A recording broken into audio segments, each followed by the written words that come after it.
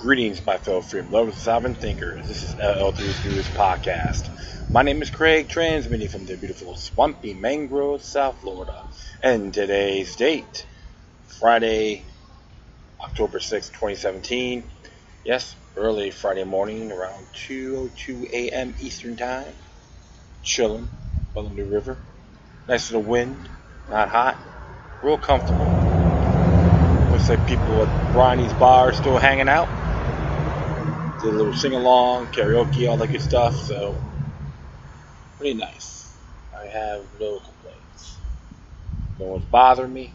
You hear the people driving off the bridge and all that good stuff. Well, to be very sincere, I'm not going to go too bonkers. Just a little bit of brief addition. And this one actually came from the FloridaBulldog.org. It says here, far right uses Florida Stand Your Ground law to recruit for white supremacist rally at University of Florida. It is by Noreen Marcus. And as it reads here, far right social media users offer a special lawyer for meeting at the University of Florida. The state brought Stand Your Ground self-defense law. After lengthy negotiations with white supremacist Richard Spencer will speak at the university's Phillips Center for the Performing Arts on October 19th. The date finalized this week was reported by a counter-protest group that is organizing online and confirmed by Spencer's lawyer. The university announced late Thursday Spencer has signed a contract to pay $10,564 to rent the center and for security, the maximum he can be charged. The university, however, must pay at least $500,000 to enhance security on campus in the city of Gainesville, according to a statement. Although U.S. leadership has denounced Spencer's white supremacist rhetoric, the university, as a state entity, must allow freedom of expression of all viewpoints, the statement says. So what does that mean? It's a public facility. Concerns are rampant that Gainesville campus may host a clash between the extreme right zealots and impassioned anti-fascists, such as the deadly August 12th rally at Charlottesville, Virginia. A Facebook group called No Nazi UF is calling for protests against Spencer's speech. We must not allow fascists to have a public platform. We must stand together in the fight against white supremacy and fascism and defend the most marginalized of our communities, the Facebook post states. So, you don't want to allow fascists to have a public platform. With all due respect, you hate free speech. Be critical towards Spencer, but don't have him censor his public platform. It's ways of countering this. Intellectual ammunition, to be exact. Responses show that 2,500 say they will attend, while another 6,500 say they're interested in the event. U.S. President Kent Votes denied rental permit to Spencer's group, the National Policy Institute, shortly after Charlottesville. By then, university officials have proceeded to stand your ground enticement. Officials confirmed that social media chatter is already now underway, with profanity and threats being made to the point of referring guns and Florida Stand Your Ground law. NewsTalkFlorida.com reported on August 14th. If you actually read your Stand Your Ground, it's not only just for a firearm, okay? So, read before you assume, before you speak. Battle lines being drawn. Those officials weren't being paranoid. If there was a time for a false flag, this would be it. You can basically open carry and pop someone for saying I'm going to kill you, said a protester to a forum on Forward Channel, a bulletin board for anonymous anything goes exchange. The term false flags refers to covert operations that conceal the true identity of responsible parties. References to Stand Your Ground inspired blowback. CNN retweeted. Hearts and Spades, Emler-Christ, commenting on Fuchs' decision. Discussions about using Stand Your Ground laws to kill counter-protesters. Safety of students who pay to go to the school is paramount. The university has no comment about Stand Your Ground spokesperson Margaret Winnick. wrote in an email response to questions. She noted that under state law, firearms are prohibited on U.S. property unless they are securely encased in vehicles and with permits. Hold on. She noted that under state law, firearms are prohibited on U.S. property unless they are securely encased in vehicles and with permits. Wrong. As long as it's securely encased, you don't need a permit. Spencer Gainesville lawyer, First Amendment specialist Gary Edinger said Spencer does not want to spark violence when he speaks at UF. No intention to incite violence. My clients assures me that they have no intention to direct incitement. They have every intention of speaking their minds. He says, I don't think the possibility of violent protest by crazies is going to determine my client's First Amendment right. Oh, Article 1, Section 4 of the Florida Constitution. Edinger said he didn't know why the university postponed the gathering for the first set for September 12th, but he speculated that officials still perceive feelings about Charlottesville as too raw. Perhaps they don't want to dishonor the victim of Charlottesville, referring to counter-protesters Heather Hare, 32, who was killed. Spencer's lawyer insists the October 19th will be a speech, but if those trying to attract a sympathetic crowd succeed, it will be a rally, will likely pit pro-Spencer's attendees against anti-Spencer protesters.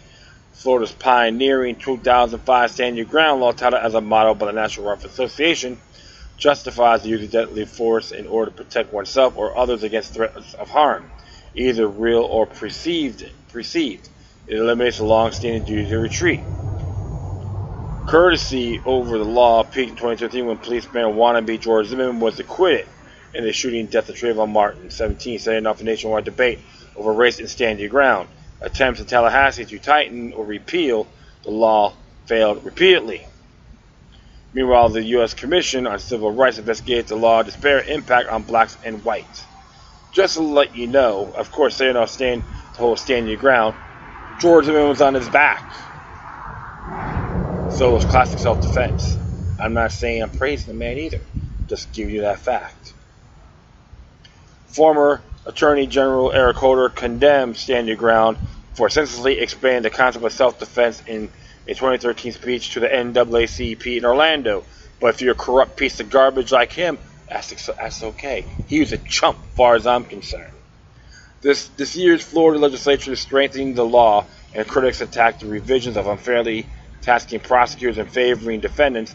This expansion would place an enormous burden on states' hard-working prosecutors and further create a shoot-first, ask-questions-later culture. Michelle Gaja, Moms Demand Action for Gun Sense in America, said before Governor Rick Scott signed the bill into law, according to WUFT in Gainesville. Stand Your Ground is apparent the first time the law now widely used as a factor in the national schism over racist and neo-Nazi activities.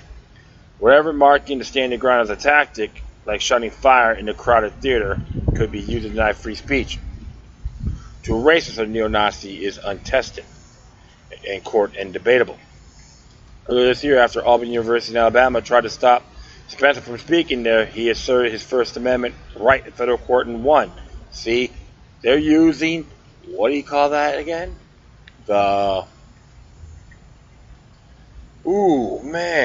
Incorporated doctrine.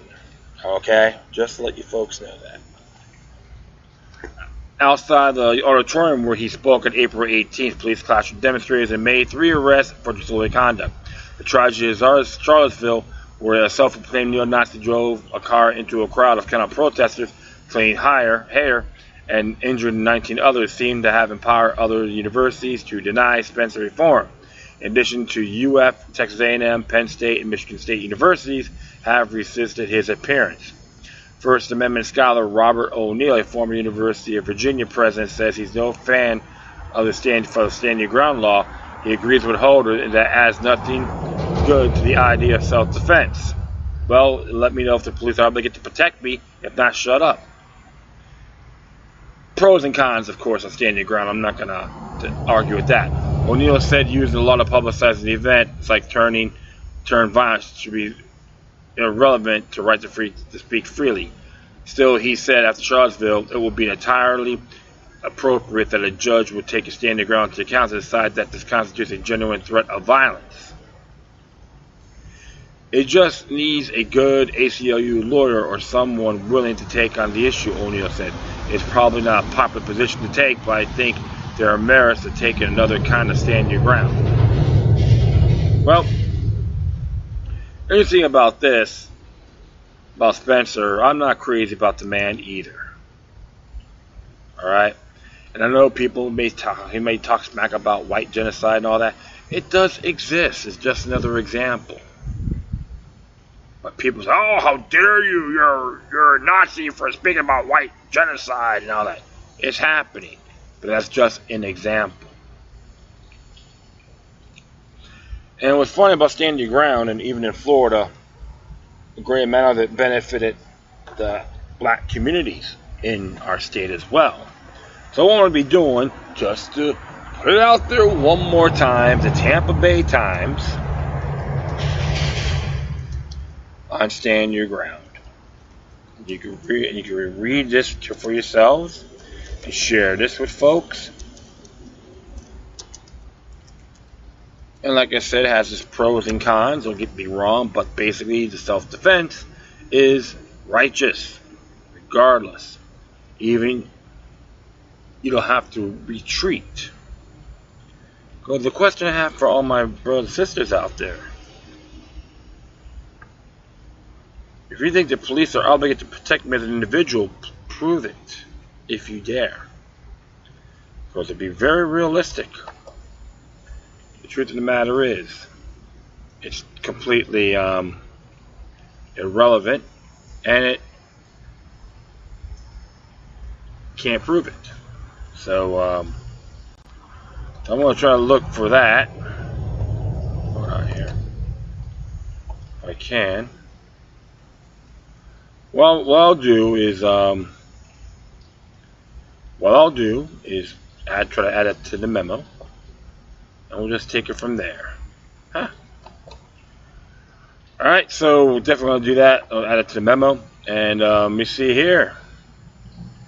This one came from the 10th Amendment Center.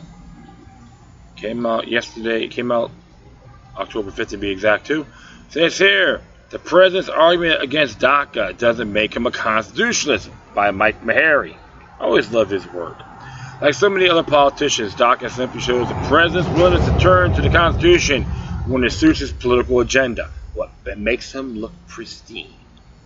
A recent conservative blog post triumphantly trumpeted DACA proves Trump a constitutionalist. In fact, the president's strategy in addressing the immigration program proves no such thing. President Obama created deferred action for childhood arrivals by executive order in June 2012. So technically the whole thing is unconstitutional anyway because it never went through it was approved by Congress. Alright?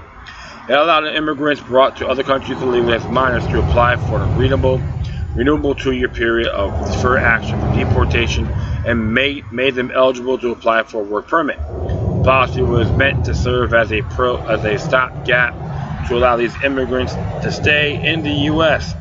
So Congress passed legislation to create a pathway to citizenship.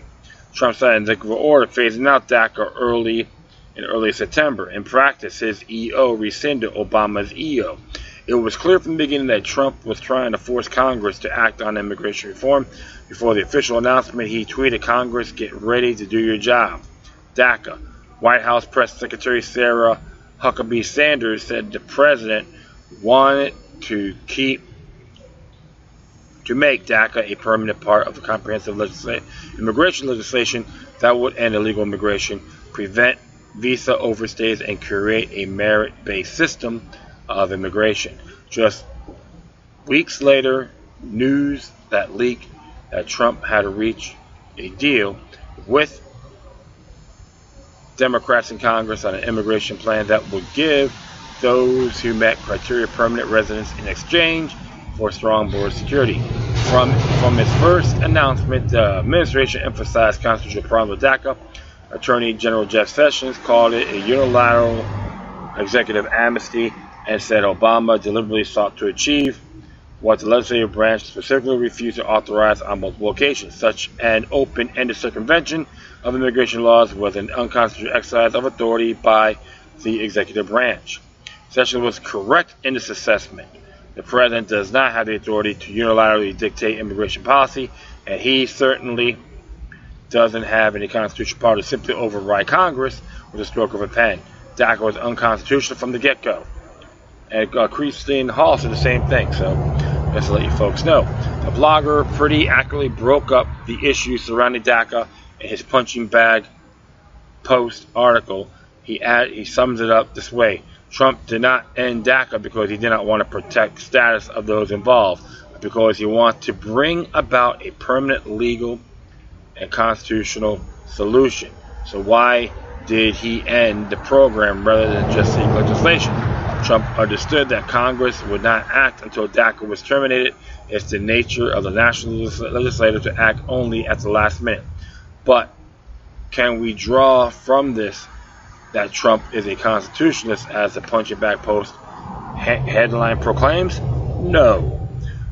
We conclude that Trump has some pretty shrewd political instincts. It appears he was able to maneuver Democrats into making some kind of deal on immigration.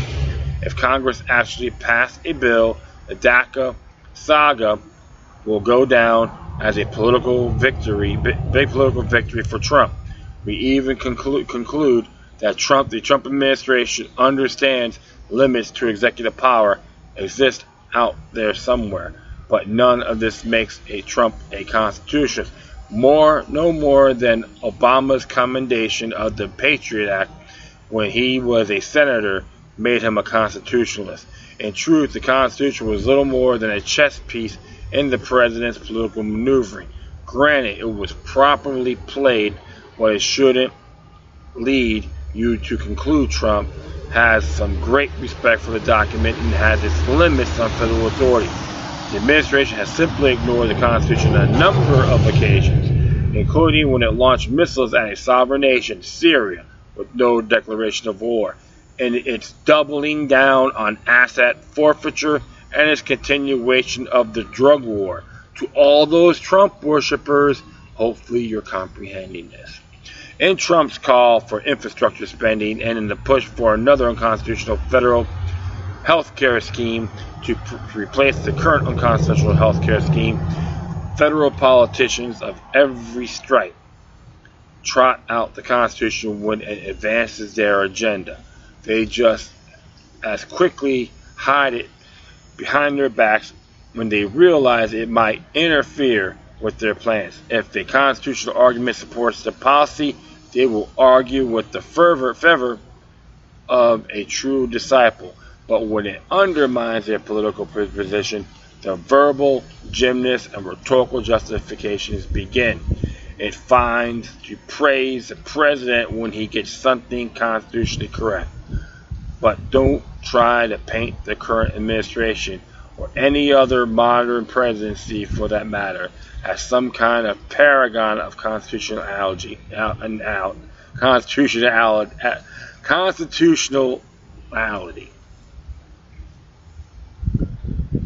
It doesn't.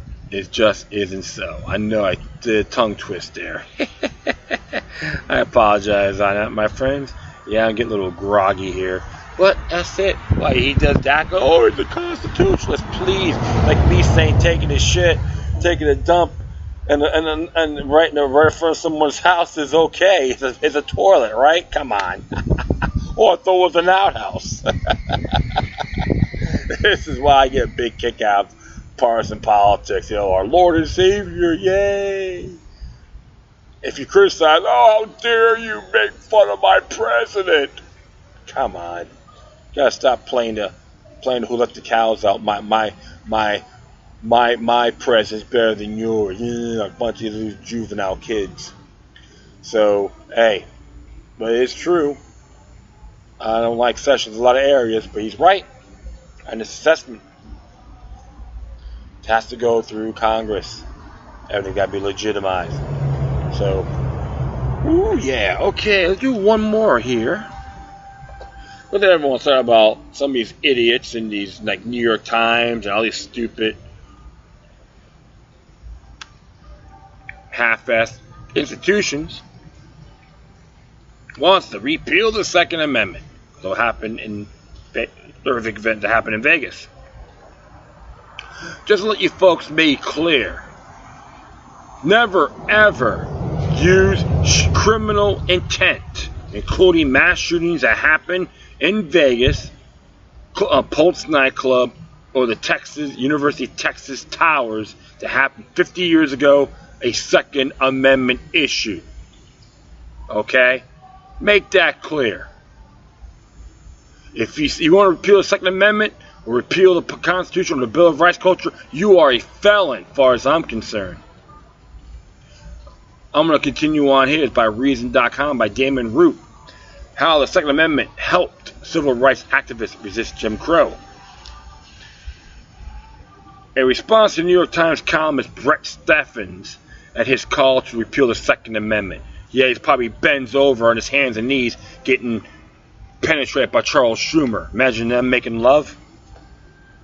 Conservative New York Times columnist Brett Stephens says he has never understood a conservative fetish for the Second Amendment and now favors a radical change to our constitutional system. Repeal the Second Amendment, he declares today.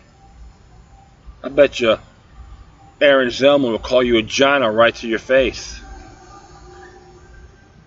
The late Aaron Zellman, to be exact. As part of his case, Stephens explicitly rejects the personal liberty argument for gun rights, that the idea of armed citizenry is an ultimate check on the ambitions of encroachment of government. The power is curious, he writes. The Whiskey Rebellion of the 1790s, the Draft Rise of 1863, the Coal Mines Rebellion of 1921, the Brink Robbery of 1981. Do any serious conservative think these are great moments in Second Amendment activism? Perhaps Stephens should widen his gaze to include the struggle for civil rights and racial justice in the Jim Crow South, in which the Second Amendment played a noble role on the side of personal liberty. I am alive today because of the Second Amendment and the natural right to keep and bear arms, declares John R. Salter Jr., the civil rights leader who helped organize the famous sit-ins against segregated lunch counters in Jackson, Mississippi. Like a martyred friend of mine, NAACP staffer Medgar W. Effers, I too was my clan's on many clans' death list, and I too traveled armed, a .38 Special Smith & Wesson revolver and a .44-40 Winchester carbine. Salter recalled. I think all you folks in the NAACP, if you want to be anti-self-defense, you'll be condemning Mr. Evers. All right, it's legacy. The knowledge that I had these weapons and was willing to use them kept enemies at bay. Salter knew perfectly well, as many states and local officials were either indifferent to his well-being or were themselves affiliated with the domestic terror groups that wanted to harm him. By exercising his Second Amendment rights, Salter was able to safeguard his life and liberty in face of government malfeasance and criminality. The same thing can be said of Mississippi civil rights activist T.R.M. Howard. In 1955, Howard correctly recognized that state officials had zero interest in conducting a thorough investigation into the lynching and murder of 14-year-old Emmett Till. So Howard, a successful doctor and entrepreneur, launched his own private investigation. He located, interviewed, and kept a safe number of important witnesses, stashing them in his own house. As one of the witnesses was Till's mother, Mamie Bradley. Her testimony was crucial because it contradicted that of the Tallahatchie County Henry Clarence Strider, who insisted that the body pulled from the river was not that of Till, but instead that of someone as white as I am. The sheriff, a well-known racist, was lying in the hopes of bolstering the defense claims that outside agitators had faked crime in order to stir up trouble. Before Bradley and other witnesses could participate in the trial, they had to get there unscathed. That's where the Second Amendment came in. To use modern expression, Howard was a gun nut. He slept with a Thompson submachine gun at the foot of his bed and walked around with his pistol at his waist to keep Bradley and others safe from hostile racist attacks, including attacks by those who wore government uniforms and wielded government power. Howard led an armed caravan to and from the courthouse. The examples of John Stotler and T.R.M. Howard are not unusual. Martin Luther King Jr. applied for a concealed weapons permit denied by the government and declared the principle of self-defense, even involving weapons and bloodshed, has never been condemned, even by Gandhi. According to civil rights hero Fannie Lou Hamer, I keep a shotgun in every corner of my bedroom. Rosa Parks once described her dinner table covered with guns while the activists met in her home to plot strategy. And of course, the idea of the Second Amendment guarding personal liberty against racist government encroachment goes back even further than the era of Jim Crow. As an abolitionist leader, Frederick Douglass liked to say, the true remedy for the future slave bill is a good revolver. That's right. So, Mr. Steffens, too bad. Because it proves one thing. You suck at what you do. As a writer for the New York Times. When people try to give me some information from that, I just shred it to the side most of the time. Not impressed. Don't get me wrong, like I said before, there's some good writers, journalists in that institution. But they're being deprived of their opportunity. One thing for sure, self-defense is righteous, regardless of what your race, color, creed, etc., gender, and all that. So, my friends, that's how you gotta look at it. The past is today's greatest teacher. Right? Absolutely. So if people say we gotta repeal the Second Amendment, give them a penile microphone, and one more thing, it's a natural right. Guaranteed under the Enumerations Amendment. The 9th, that is. Natural law. Okay? Alright. Enough of my ranting. But I thank everyone for listening. Plus, feel free to download and share throughout your social media networks. If you have any questions, comments, or you send me something that's interesting you may want to check out, whatever you do, please address your correspondence with decorum. You can hit me on Facebook, Twitter, Google+, Spreaker, iHeartRadio, Tumblr, YouTube, Freedoms Network, Scene.life, Minds.com, FutureNet.club, and Patreon.com/LuckyLuck3. If you want to be a patron or donor. In addition, Gab, gab.ai. That's like a more of another version of Twitter on a free speech matter. In addition, you can email me at LuckyLuck3@gmail.com or to encrypted for ones, LuckyLuck03@protonmail.com. Alright folks, once again, thank you for your time. Plus always remember that demoniac resistance is healthy for the soul and can liberate humanity. Until next time, take care of yourselves. Keep on spreading love. May your guardian spirits be with you.